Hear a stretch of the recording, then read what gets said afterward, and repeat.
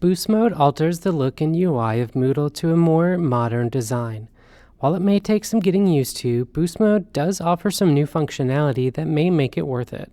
It's also important to note that the next Moodle upgrade in 2027 will force Boost Mode, so let's get used to it now.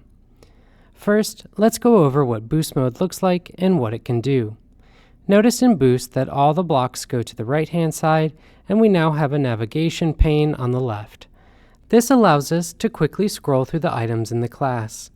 Weekly sessions can be expanded and collapsed or clicked on to navigate directly to that item. Additionally, if your course uses completion tracking, students are able to see that reflected here with the green dots. These side panes can be expanded and collapsed as needed for your individual view. So if you collapse it, it is only collapsed for you, not the student. They would change that in their own view. If you want to force the theme for any students in your class, first navigate to the course settings. Scroll down to Appearance. Across from Force Theme, change from Do Not Force to Boost. Save changes and you will see the course is now in Boost theme. If you want to change it back, follow the same process.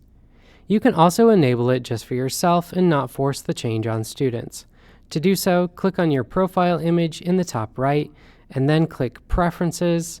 Next, click on Edit Profile, and scroll down to Preferred Theme. Click the drop-down and change it to Boost.